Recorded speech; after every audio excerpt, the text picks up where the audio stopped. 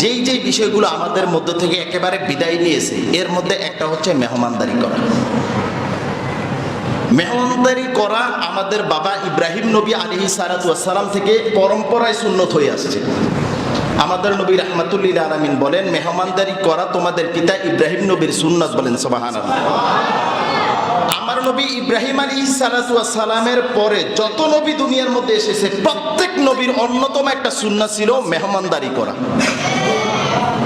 অর্থাৎ আমার নবী রাহমাতুল লিল আলামিনের তো অবশ্যই সুন্নত হচ্ছে মেহমানদারি করা। মেহমানদারির জন্য আমার নবী বহু পাগল পারা ছিলেন, এটা তো আমার নবীর সুন্নতই। আমার নবী বলতেছেন শুধু তাই নয়, একজন ব্যক্তি যখন কোনো দুয়ুফ শব্দের তো মেহমান, পরিবারের মধ্যে মেহমান আসবে, মেহমানদারি যখন করবে, মেহমানদারি করতে দেরি ইব্রাহিম আলাইহিস সালাতু ওয়াস সালাম পর্যন্ত, ইব্রাহিম আলাইহিস সালাতু ওয়াস সালাম থেকে শুরু করে আমি নবী রাহমাতুল লিল আলামিন পর্যন্ত সকল নবীদের সুন্নত এই একটার মধ্যে আদায় হয়ে যাবে। ইবাদত করবেন কয়টা? আর সুন্নত আদায় হয়ে যাবে ইব্রাহিম নবী থেকে শুরু করে এখন পর্যন্ত সকলের। সেই মেহমান আমাদের বাড়ির মধ্যে এখন যখন আসে, আমরা কি করি? প্রথমেই আমাদের কপালের মধ্যে একটা ঠাডা পড়ে। মনে রাখবেন, দুইটা জিনিস সকলের বাড়িতে যায় না। কয়টা জিনিস? গভীর মনোযোগ। দুইটা বিষয় সকলের বাড়িতে যায় না। আল্লাহ রাব্বুল আলামিন যাকে পছন্দ করেন, যার মধ্যে নেয়ামত থাকে, বরকত থাকে, তার বাসার মধ্যে যাবে। প্রথম মেহমান। মেহমান সবার বাড়িতে যায় না।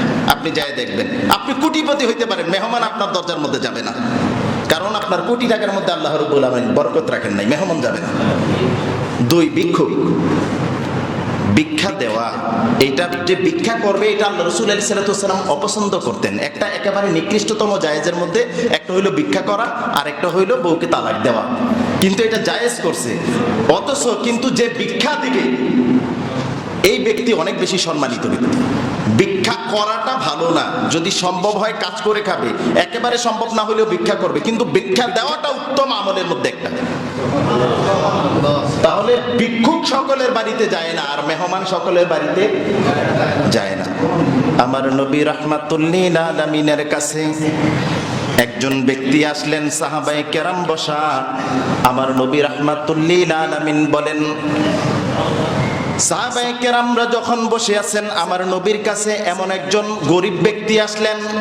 আমার নবী রাহমাতুল লিল আলামিনের কাছে চাইলেন, ইয়া রাসূলুল্লাহ, ইয়া হাবিবাল্লাহ, নবী গো, আমি অনেক অসহায় অবস্থায় আছি, বাড়ির মধ্যে খাবারের জন্য কিছু নাই, বাড়ির লোকগুলাকে অনাহারী অবস্থায় রেখে আসছি, আপনি আমাকে একটু সাহায্য করেন। আমার নবী রাহমাতুল লিল আলামিনের সামনে ছিল একটা বেড়া বা বকরির পাল। ওই বেড়া এবং বকরির পালটা ছিল দুইটা পাহাড়ের মাঝখানে। সাহাবায়ে কেরাম সাক্ষী দেন। ওই লোকটার দিকে তাকায়া আমার নবী রাহমাতুল লিল আলামিন বললেন, সাহাবী, কোনো চিন্তা করো না, ওই যে বকরির পাল দেখা যায় মাঝখানে পাহাড়ের মধ্যে, তারা ঘোরাফেরা করে, শুরু থেকে শেষ পর্যন্ত সকল বকরিগুলো তুমি গ্রহণ করে বাসায় নিয়ে যাও। আমার নবী রাহমাতুল লিল আলামিনের এটা হচ্ছে সুন্নাত। আমার নবী মেহমানদারি করা, এবং কেউ যদি কোনো জিনিস চাইতেন কখনোই না করতেন না, কখনোই না করতেন না। কোনো ব্যক্তি যখন কোনো ব্যক্তি চায়, গরিব হোক ধনী হোক যাই হোক, শুধুমাত্র একটা লফজ যখন আপনার সামনে ব্যবহার করবে, আমাকে আল্লাহর ওয়াস্তে কিছু দান করেন, হিসাব ওই ব্যক্তি গরিব না ধনী, হিসাব শেষ। এখানে আর কোনো হিসাব চলবে না, ওকে দিতেই হবে যদি থাকে। আমরা কি বলি? আমরা বলি লোকটা ধনী, লোকটা গরিব। আপনি জানেন কোন এর মধ্যে আমরা এর আগে অনেকবার মাসআলার মধ্যে বলেছি, কোন ব্যক্তি, একজন ব্যক্তি প্রচুর টাকার মালিক, কিন্তু তার উপরে যাকাত ওয়াজিব হয় না, আবার কুরবানিও ওয়াজিব হয় না। কখন? যখন সে সফরের মধ্যে থাকে। কখন থাকে? সফরের মধ্যে যদি থাকে, তাহলে সফরকারীর উপরে কুরবানি ওয়াজিব না, কিন্তু সে কোটি কোটি টাকার মালিক হোক। আবার সফরকারী ব্যক্তি যদি কোনোদিন কোনো কারো কাছ থেকে কিছু চায়, তাহলে সফরকারী ব্যক্তিকে অবশ্যই দিতে হবে, সে কোটি টাকার মালিক হোক আর যাই হোক না কেন। আপনাদের কাছে যদি একটু ভালো কাপড় চোপড় পরে যদি কেউ ভিক্ষা করতে যায়, তাহলে আমরা কি করি? কত ভালো, মানে সিস্টেমটা এমন করে রেখেছি, ভালো কাপড় চোপড় শুধুমাত্র জমিদার করবে। যে ভিক্ষা করে ও ভালো কাপড় চোপড় পরতে পারবে না, ও শুধু ছিঁড়া জামা কাপড় পরবে। এটা নিয়ম নাকি? যে ভিক্ষা করে তার একটা নতুন কাপড় পরার বুঝি তার কোনো অ্যাবিলিটি নাই, তার অথরিটি নাই। ভালো জামা কাপড়ের সাথে পরা এবং না পরার সাথে ভিক্ষার সম্পর্ক নাই। ভিক্ষার সম্পর্ক হচ্ছে তার সম্পদ আছে না নাই তার সাথে, সে খেতে পারছে কি পারছে না, উপার্জন করতে পারছে কি পারছে না ওইটার সাথে। সে ভালো জামার কাপড় যদি আরেকজন দান করে অথবা সে যদি নতুন কিনে, আজকে কিনেছে একটা জামা কাপড়, এই নতুন জামাটা সে এখন পুরান বানাবে কিভাবে? আগুনে জ্বালায়। আমরা সমাজ ব্যবস্থার মধ্যে এগুলো আমাদের মতো করে জারি করে রাখছি না, যে একটা নতুন কাপড় পরে আপনি যে জাকাতের কাপড় দেন, এরা গরিব মানুষ না, এরা ভিক্ষুক না? তো জাকাতের কাপড় পরে আপনি যদি তার জাকাতের কাপড় দান করে থাকেন, জাকাতের কাপড় পরে কেন আপনার বাসায় ভিক্ষা করতে আসতে পারবে না? 100 বার সিরা কাপড় পরে ভিক্ষা করতে হবে নাকি? ভালো কাপড়, নতুন কাপড়, আপনার জন্য যা হুকুম একজন ভিক্ষুকের জন্য তা হুকুম। ভিক্ষুক ভিক্ষা করে, তার উপার্জনের টাকা নাই, তার পরিবার চলে না, এই জন্য নতুন কাপড় পুরান কাপড়ের সাথে ভিক্ষুকের কোনো সম্পর্ক। বরং আপনার এলাকার মধ্যে যদি কোনো ভিক্ষুকও থাকে, যদি সিরা কাপড় পরে যদি ভিক্ষা করে, আপনি বলবেন সিরা কাপড় পরে বাড়ির বাহিরে কিভাবে যাও, আমার কাছ থেকে টাকা নিয়ে একটা নতুন কাপড় কিনো, এরপরে দরকার ভিক্ষা করো। দুনিয়া বাবা আমরা বানিয়ে রাখছি জঙ্গল, আমরা জঙ্গল বানিয়ে রাখছি। আমরা মানুষদেরকে মেহমানদারি কি করব, ভিক্ষা কি দিব মানুষদেরকে? যদি আমাদের বাসায় যদি আমাদের কোনো আত্মীয় স্বজন যদি ভুলেও কোনো আইসা করে, তাহলে তো অবস্থা আমাদের একদম চেহারার মধ্যে দেখাই যায় না। নতুন বউ যারা আমরা বাসার মধ্যে এনেছি, এই বউদের তো আচরণের মানে বানাই নেই। দেখবেন বিশেষ করে গ্রাম অঞ্চল থেকে অনেকে ইয়ার জন্য আসে, চিকিৎসার জন্য আসে। তো গ্রাম অঞ্চল থেকে ধরেন শরীয়তপুর থেকে কেউ চাঁদপুরে চিকিৎসার জন্য এসেছে, এখন ডাক্তার সময় দিয়েছে বা যে কোনো টাইম দিয়েছে, 1 দিন বা 2 দিন স্টে করবে। ওই লোকগুলো যদি আত্মীয় স্বজনের বাড়ির মধ্যে যায়, যদি স্টে করে, তাহলে ওই বাড়ির মধ্যে মেহমানদারির যেই একটা সুরত তৈরি হয়, এরা চিন্তা করে 2 দিন থাকিয়া যে কিয়ামতের আগের দিন আল্লাহ রাব্বুল আলামিন দোয়া কইরা যায় যে আর কোনোদিন কোনো মেহমান হিসেবে কারো এই ধরনের আত্মীয়র মধ্যে আমাদেরকে নিও না। কারণ আপনি মেহমান আসার সাথে সাথে আপনি কপাল কুঁচকিয়ে ফেলেছেন, আপনি রান্নার মধ্যে পরিবর্তন করে ফেলেছেন, আচরণের মধ্যে খুব পরিবর্তন করে ফেলেছেন। তাদেরকে জিজ্ঞেস করবেন দূরের কথা, ভালো মন্দ জিজ্ঞেস করবেন দূরের কথা, তারা যে আপনার বাড়িতে 1 দিন বা 2 দিন স্টে করবে, এই নিয়ে আপনার পেরেশানি শেষ নেই। বলেন না নাউজুবিল্লাহ।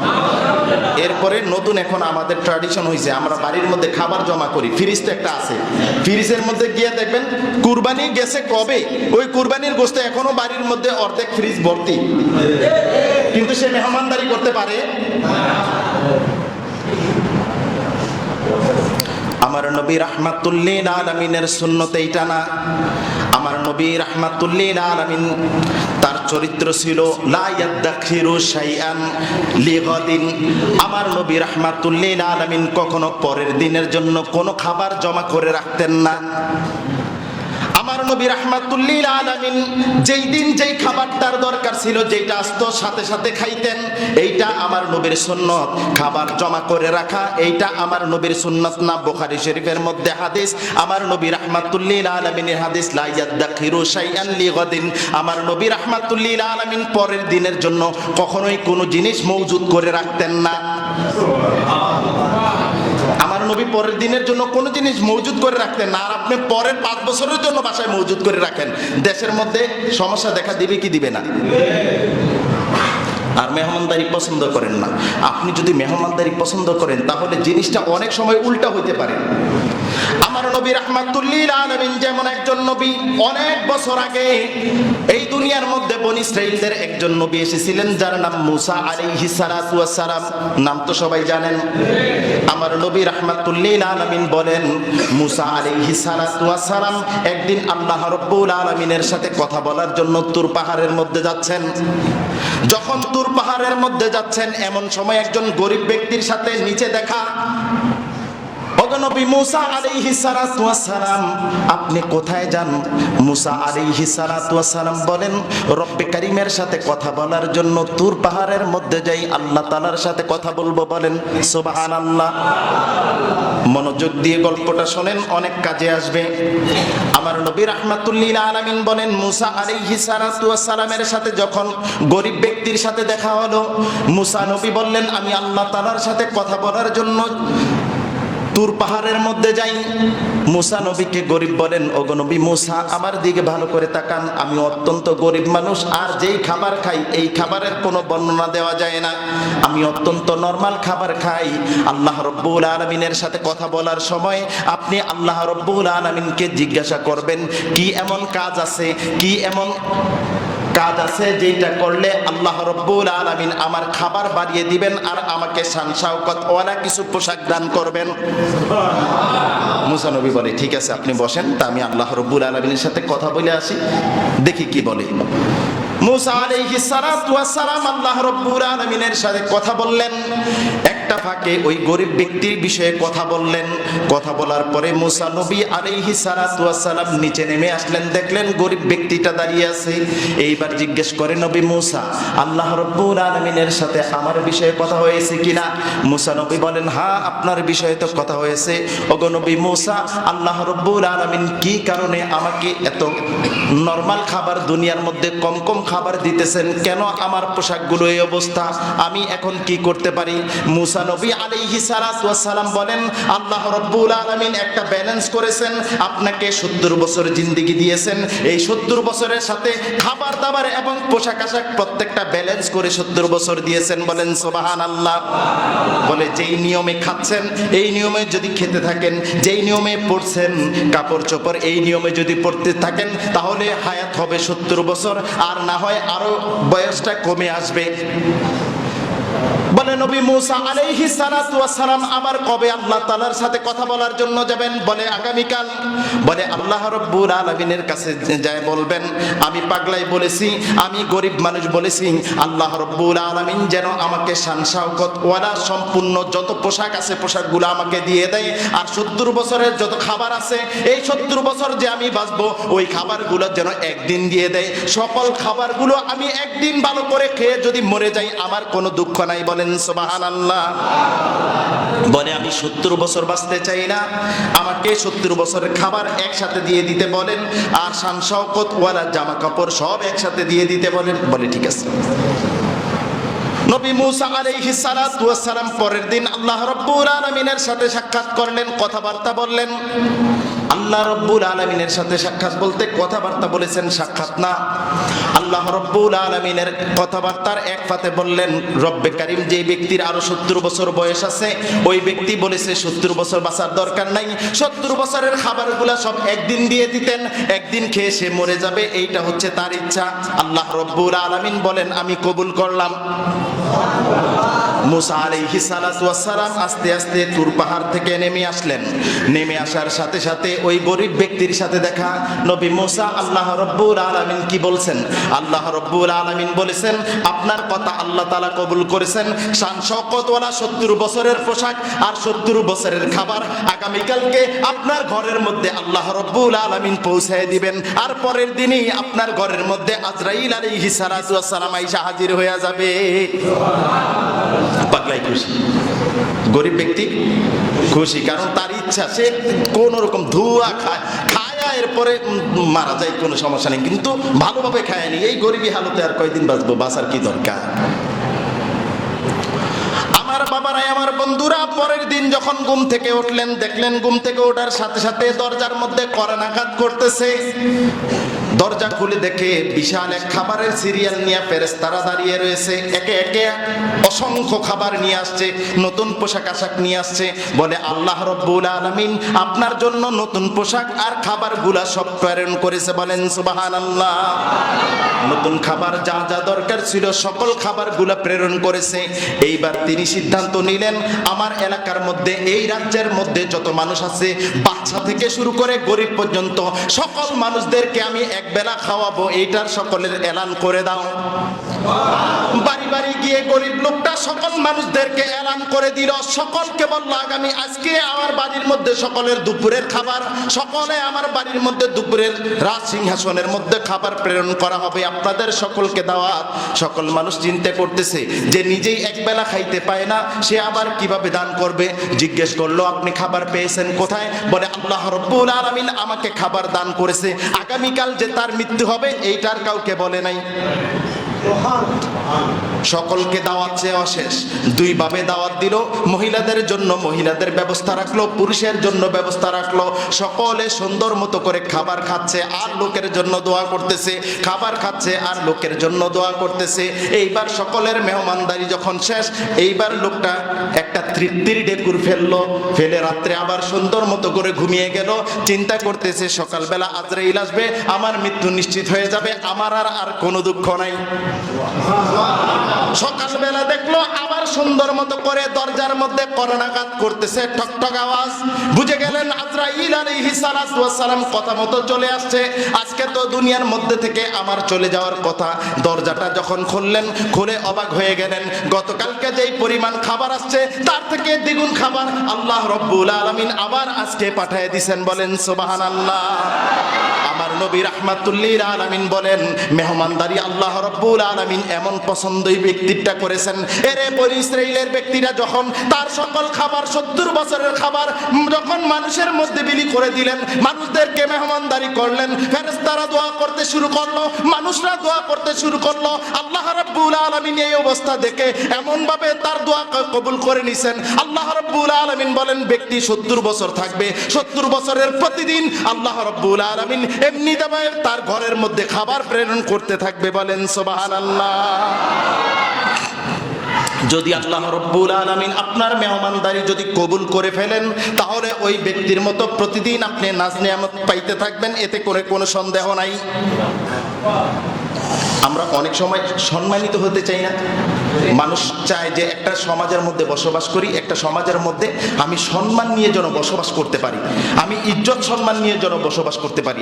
আপনাকে আল্লাহ রব্বুল আলামিন ইজ্জত বুলন্দ করে দিবেন, সম্মান বুলন্দ করে দিবেনই আপনি যদি মানুষদেরকে মেহমানদারি করেন, কোনো সন্দেহ নাই।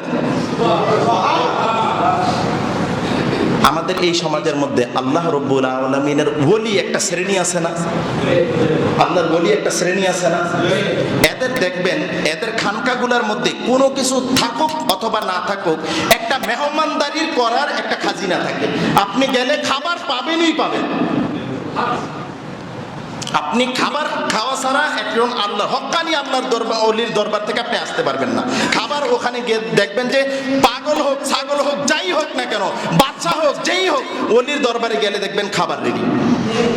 সমাজের মধ্যে যেই লোকগুলো অত্যন্ত ভালো মন মানসিকতার, ওই ব্যক্তির বাসায় আপনি গিয়ে দেখবেন খাবার রেডি, আপনাকে না খাইয়ে ওই ব্যক্তি ছাড়বে না।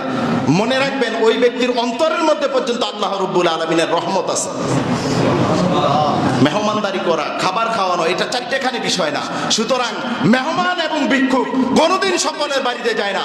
আল্লাহ তাআলার যার উপরে, যেই ব্যক্তির উপরে আল্লাহ তাআলার খাস রহমত এবং নিয়ামত আছে, ওই ব্যক্তির বাসার মধ্যে মেহমান যাবে, ওই ব্যক্তির বাসার মধ্যে ভিক্ষুক যাবে। যদি আপনার বাড়ির মধ্যে ভিক্ষুক না যায়, যদি আপনার বাড়ির মধ্যে মেহমান না যায়, বুঝতে হবে আপনার বাড়ির মধ্যে আল্লাহ তাআলার রহমত নাই। ভাই বোনদের মেহমানদারি করেন, আত্মীয় স্বজনের মেহমানদারি করেন, প্রতিবেশীর মেহমানদারি করেন। আমাদের দেশের মধ্যে এমন নির্লজ্জ আমরা, ঝগড়া হয়েছে প্রতিবেশীর সাথে, মেয়ে বিয়া দেয়, দুনিয়ার সকলের দাওয়াত দিছে, ওই যার সাথে ফ্যামিলিতে ঝগড়া, ওই ফ্যামিলির লোকদেরকে দাওয়াত দেয় নাই। ওই ফ্যামিলির মধ্যে বাচ্চা আছে, বুড়া আছে, এই বিয়ে বাড়ির মধ্যে ঘুরঘুর করতেছে, এই মেহমানদারি বাড়ির মধ্যে ঘুরঘুর করতেছে। আমরা এত হায়া এবং লজ্জাহীনতার মধ্যে সমাজ গঠন করেছি। আপনার সাথে একটা সমাজের মধ্যে আপনি 20 বছর, 25 বছর, 30 বছর থাকবেন, একটা সমাজের মধ্যে চলবেন, বা তার চেয়ে কম সময় অথবা বেশি সময় চলবেন, আপনার সাথে বুঝি আরেকজনের কথা কাটাকাটি হবে না, ঝগড়া হবে না, ফাসাদ হবে না? এটা কি জীবনে সম্ভব? তার মানে আপনি তাকে সকল দিক থেকে আপনি করে দিবেন, তালাক দিয়ে দিবেন, সকল কিছু থেকে বাদ দিয়ে দিবেন? খোঁজ খবর নেন। এরপর দেখা যায় ভাইয়ের সাথে ভাইয়ের মিল নাই, বোনের সাথে বোনের মিল নাই, তারা একজন আরেকজনের আসতে পারে না, বোন তার বাড়িতে আসে না, আর এই এলাকার মধ্যে সকল মহিলা তার বাড়ির মধ্যে যায় মেহমানদারি করে। নাই এরকম? তার আপন ভাই, মায়ের পেটের ভাই, তার বাড়ির মধ্যে আসার অনুমতি নাই, আর যত এলাকার ভাই সকলের নিয়ে এসে মেহমানদারি করে। এরকম নাই? আল্লাহ রাসূল আলাইহিস সালাতু ওয়াস সালাম বলেন, যারা সিলাতুর রহিমকে কতল করে, ভাগ করে দেয়, সিলাতুর রহিম মানে আত্মীয়তার সম্পর্ককারী ছিন্ন করা, আল্লাহ রাসূল আলাইহিস সালাতু ওয়াস সালাম বলেন লাইসা মিন্নি, ওই ব্যক্তি আমার দলভুক্তই না। অর্থাৎ আপনি আত্মীয়তার সম্পর্ক ছিন্ন করার সাথে সাথে আপনি আপনার ভাইয়ের সাথে সম্পর্ক ছিন্ন করেছেন, বোনের সাথে সম্পর্ক ছিন্ন করেছেন, মায়ের সাথে কিংবা বাবার সাথে সম্পর্ক ছিন্ন করেছেন, এটাতেই সীমাবদ্ধ নয়। আমার নবী বলেন ওই ব্যক্তি আমার সাথে সাথেই সম্পর্ক ছিন্ন করে ফেলেছে। কারণ আত্মীয়তার সম্পর্ক ছিন্নকারী আমার নবীর দলভুক্তই না। এই সমাজের মধ্যে মনে রাখবেন, সমাজটা দুইভাবে আমি ব্যক্তিগতভাবে ফলো করি এবং গঠন করি। একটা সমাজের মধ্যে, এই কথাটা আমি প্রায় বলি, এখন একটা ক্রান্তি লগ্নে চলে আসছে, কোনো কথা মনে রাখেন অথবা না রাখেন, এই জিনিসটা মনে রাখেন। একটা সমাজের মধ্যে সকলেই থাকবে, এটার মধ্যে ধর্মীয় দিক থেকে অন্যান্য ধর্মের লোকেরাও থাকবে, আবার ইসলাম ধর্মের মধ্যেও বিভিন্ন মেথড ফলো করা মানুষও থাকবে। আপনি যদি আমাদের মতো করে বলেন, সুন্নি বলতে পারেন, কওমি বলতে পারেন, ওয়াহাবি বলতে পারেন, জামাতি বলতে পারেন, খারিজি বলতে পারেন, যতগুলো ফেরকা আছে এই সমাজের মধ্যে প্রত্যেকেই থাকবে। একটা সমাজের মধ্যে শুধু আপনিই বসবাস করবেন আর কেউ বসবাস করবে না, এটা কখনো সম্ভব? সম্পর্ক রাখবেন দুই রকম। প্রথম, আকীদা মুসলমান হিসাবে আপনার শুদ্ধ থাকবে, শুদ্ধ রাখতে হবে, এটা হলো আপনার উপরে। আরেকজনের উপরে আকীদা চাপায় দেওয়ার জন্য আল্লাহ রাব্বুল আলামিন আপনাকে পাঠায় নাই, আপনাকে পাঠাইছে সর্বোচ্চ আপনি বুঝাইতে পারবেন, এর উপরে না। আমার নবী পর্যন্ত যখন তায়েফের মধ্যে গেছে, আল্লাহ রাসূল আলাইহিস সালাতু ওয়াস সালাম বলছেন, ইয়া আল্লাহ রাব্বুল আলামিন বলছেন, ইয়া রাসূলুল্লাহ, আপনি শুধু দাওয়াত দেন, কবুল করা না করা এটা হচ্ছে তাদের ব্যাপার, তাদের নসিবের ব্যাপার। সুতরাং আকীদা শুদ্ধ রেখে সমাজের মধ্যে চলবেন, আকীদা আপনারটা ঠিক থাকবে। আর আরেকটা আছে হিউম্যানিটি, সামাজিক জীব মানুষ, আমরা সংঘবদ্ধ জনসমষ্টি হচ্ছে একটা সমাজ। এই সমাজের মধ্যে মুসলিম হোক অমুসলিম হোক, মুসলিমের মধ্যে সকল ফেরকা হোক, অমুসলিম হোক, যেই হোক না কেন, প্রত্যেকের সাথে আপনি ভ্রাতৃত্ব বজায় রেখে আপনি চলবেন। দেখা হলে জিজ্ঞেস করবেন, দেখা হলে কুশল বিনিময় করবেন, কেমন আছে জিজ্ঞাসা করবেন, এইটা যেই হোক না কেন, এইটা হচ্ছে আপনার সামাজিক দায়িত্ব। আমরা এক একজন এক এক জায়গায় যাইয়া এক এক ইয়ার কাছে কোনো ব্যক্তির সাথে চলতে যাইয়া, অথবা একটা রাজনীতিক আমরা করি, কেউ আগে যেই দল চলে গেছে কেউ ওইটা করেছে, এখন যারা আছে কেউ এখানে বাংলাদেশের মধ্যে মনে হয় 100-র উপরে দল আছে, কেউ কোনো না কোনো দল করতেই পারে, এক একজনের এক একটা পছন্দ, আপনার মতো করেই সব পছন্দ হতে হবে, এইটা একটা ভুল সিদ্ধান্ত। কিন্তু পছন্দ করতে যাইয়া সেও মুসলিম আপনিও মুসলিম, দুইজনে একজন আরেকজনের চেহারা যে দেখতে পারেন না, এই জিনিসটা ভালো না। যারা এই রকম মাইন্ড মেন্টালিটি গ্রো করে, এদের জন্য কোনো রাজনৈতিক দলও না, এদের জন্য রাজনীতি না। এরা নিজেরাই নিজেদের উপকার করে না, এরা আবার দেশের উপকার করবে কি? যে নিজেই নিজের এলাকার উপকার করতে পারে না, সে আবার দেশের উপকার করবে কি? আমাদের দেশের মধ্যে এখন দেশের হর্তাকর্তা হয়েছে কারা? যে নিজের এলাকার মধ্যে সবচাইতে খারাপ হিসাবে গণ্য, মানুষ তারে পছন্দ করে না। যে এলাকার মধ্যে সকল চাঁদাবাজির মধ্যে যে যার নাম আছে, সুদের মধ্যে নাম আছে, ঘুষের মধ্যে নাম আছে, মানুষ দেখলেই তারে নাক ছিটকায়, ও হচ্ছে এলাকার মধ্যে সবচাইতে বড় নেতা, ও করে রাজনীতি। আর যে ব্যক্তি গ্রহণযোগ্য ব্যক্তি, ওই ব্যক্তি চায়ের দোকানের মধ্যে বসে মাছি মারে। এই হলো সমাজ ব্যবস্থা। ওদের দ্বারা এই দেশ অথবা এই সমাজ কোনোদিন উন্নতি হবে? জোরে বলেন, উন্নতি হবে? আগে চিন্তা করেন আপনার ব্যক্তিত্বের পরিবর্তন আসছে কিনা। যে নিজেই নিজের ব্যক্তিত্বের পরিবর্তন আনে নাই, সে দেশ পরিবর্তন করে ফেলবে, এর চেয়ে ফালতু কথা আর হইতে পারে না। আল্লাহ রাব্বুল আলামিন আমাদের সকলকে কবুল করুক, বলেন আমিন। আগে নিজে পরিবর্তন আনেন, নিজের মধ্যে পরিবর্তন আনেন, এরপরে দেশ পরিবর্তন করার চিন্তা করেন। কারণ প্রত্যেকটা জিনিসের একটা চেইন আছে।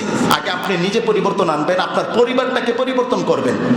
আপনি নিজে পরিবর্তন নাই, আপনার পরিবারের মধ্যে কেউ পরিবর্তন হয় নাই, আপনি সমাজ পরিবর্তন, এরপরে একটা উপজেলা, জেলা, এরপরে দেশ, একটা সিস্টেম আছে না? আপনার গ্রহণযোগ্যতা নাই আপনার নিজের পরিবারের কাছে, নিজের কাছেই নাই, নিজের পরিবারের কাছে নাই, নিজের এলাকার কাছে নাই, আপনি দেশ নিয়ে পুরা পইরা আছেন।